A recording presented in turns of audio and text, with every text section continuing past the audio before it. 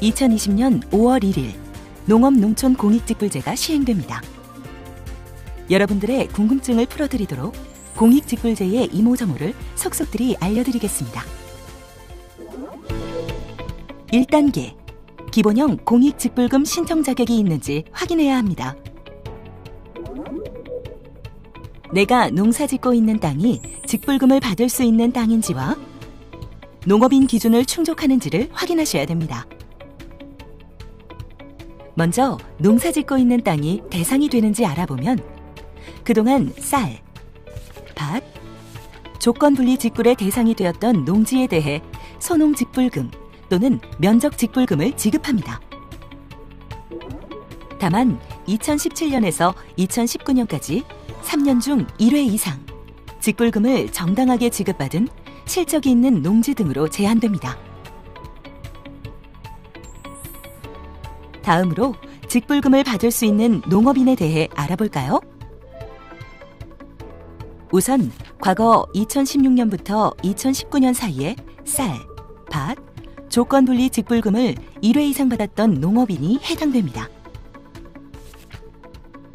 신규 농업인이라면 후계 농업인, 전업농업인 또는 전업농 육성 대상자로 선정된 경우 또는 직불금 신청 직전 3년 중 1년 이상 기본 직불금 지급 대상 농지에서 0.1헥타르 이상 경작하였거나 연간 농산물 판매액이 120만 원 이상인 경우에 직불금 신청이 가능합니다.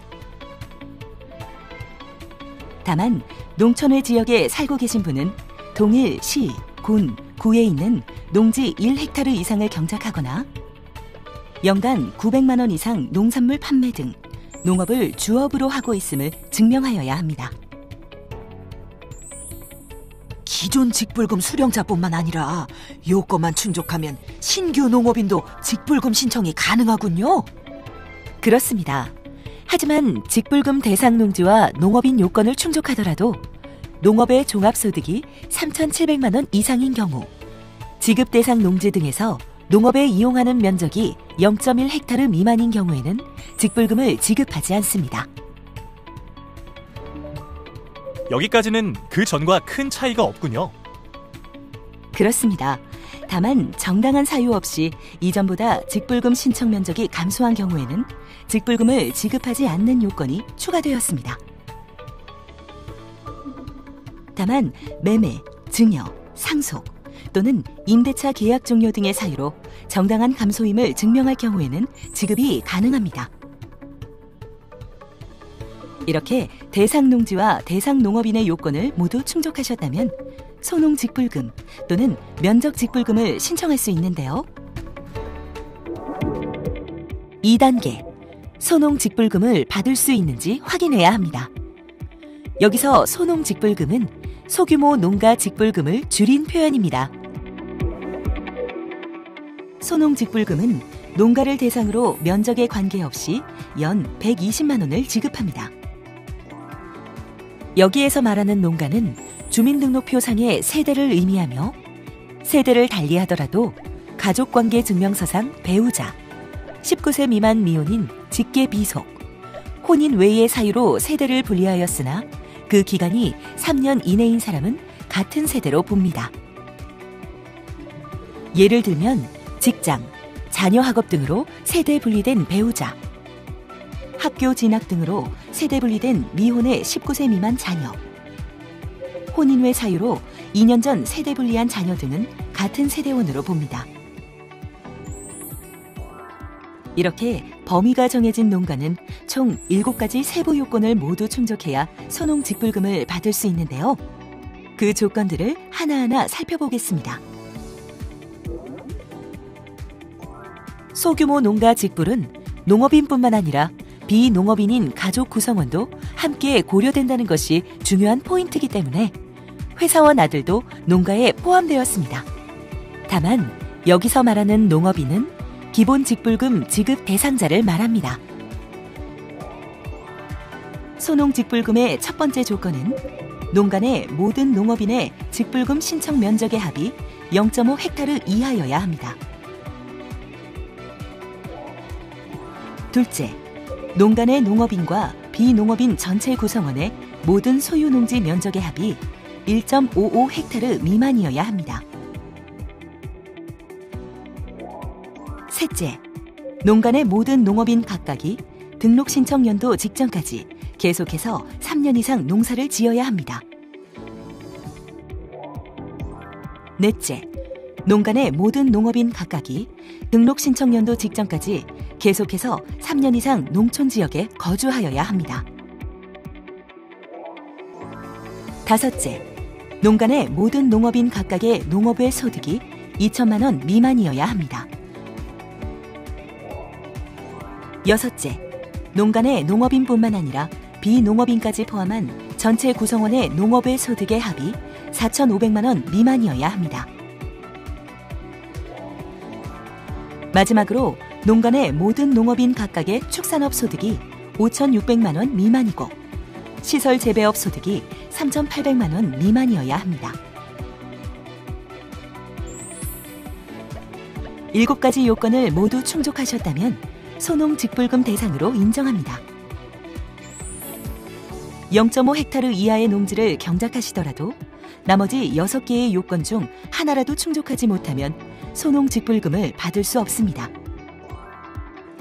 대신 신청 면적에 대한 면적 직불금을 받으시면 됩니다. 3단계로 소농 직불금 지급 대상이 아니라면 면적 직불금을 받으시면 됩니다. 그럼 면적 직불금을 받으러 가볼까요? 면적 직불금은 소농 직불금과 달리 농업인을 대상으로 신청 면적에 따라 지급합니다. 면적 직불금의 지급 단가는 농지 면적이 커질수록 면적 구간별 지급 단가가 낮아지게 됩니다. 내가 받을 직불금이 정말 궁금합니다. 네, 우선 공익직불제 지급 단가부터 설명드리겠습니다. 세로축을 보시면 농지의 형태에 따라 구분됩니다. 즉, 지능지역 논밭, 비지능지역 논, 비지능지역 밭으로 구분되고 이 순서대로 단가가 낮아집니다. 다음으로 가로축을 보면 면적을 기준으로 구간을 나눴습니다. 첫 번째 구간은 2헥타르 이하, 두 번째 구간은 2헥타르 초과 6헥타르 이하, 마지막 구간은 6헥타르 초과 30헥타르 이하입니다. 여기서 30헥타르를 초과하는 경우 2019년도에 직불금을 받은 면적에 한해 인정을 해줍니다. 그럼 직불금을 계산해 볼까요? 첫째, 김회색 씨는 지능지역론 1헥타르를 경작하고 있습니다. 이 경우 지능지역론 1헥타르에 1구간 단가를 곱하여 지급액을 결정합니다. 둘째, 박파랑 씨는 지능지역론 3헥타르를 경작하고 있습니다. 이 경우 지능지역론 구간별 단가를 순차적으로 적용하여 계산합니다. 즉, 지능지역론 2헥타르의 1구간 단가, 그리고 누적면적 2헥타르를 초과하는 지능지역론 1헥타르의 2구간 단가를 각각 곱하여 지급액을 결정합니다. 셋째, 정현두 씨는 지능지역밭 1헥타르와 비지능지역밭 2헥타르를 경작하고 있습니다.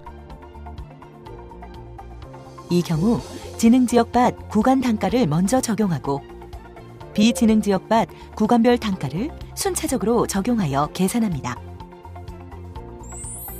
즉, 지능지역밭 1헥타르의 1구간 단가, 비지능지역밭 1헥타르의 1구간 단가, 그리고 누적면적 2헥타르를 초과하는 비지능지역밭 1헥타르의 2구간 단가를 각각 곱하여 지급액을 결정합니다. 넷째, 김분홍 씨는 지능지역밭 1헥타르, 비지능지역론 4헥타르와 비지능지역밭 5헥타르를 경작하고 있습니다. 이 경우 지능지역밭 구간 단가를 먼저 적용하고 비지능지역 논밭 구간별 단가를 순차적으로 적용하여 계산합니다. 즉, 지능지역밭 1헥타르의 1구간 단가, 비지능지역 논 1헥타르의 1구간 단가, 그리고 누적면적 2헥타르를 초과하는 비지능지역 논 3헥타르의 2구간 단가, 비지능지역밭 1헥타르의 2구간 단가, 마지막으로 누적면적 6헥타르를 초과하는 비지능지역밭 4헥타르의 3구간 단가를 각각 곱하여 지급액을 결정합니다. 다만 예외적으로 소농직불금 기준 농지면적 0.5헥타르를 초과하는 농가가 지급받는 면적 직불금 합이 소농직불금 단가보다 낮은 경우, 해당 농가가 다른 소농직불금 요건을 충족하는 한 소농직불금 신청이 가능합니다. 그건 그런데 계산이 너무 복잡하네요. 직불금 계산기 등을 통해 손쉽게 내가 받을 직불금을 계산해 볼 수 있도록 시스템을 구축할 예정이니 걱정하지 않으셔도 됩니다. 혹시 더 궁금한 사항이 있다면 화면의 모니터로 연락 주시면 상세히 안내해 드리겠습니다. 그럼 공익직불제 따라잡기는 여기서 마치도록 하겠습니다. 감사합니다.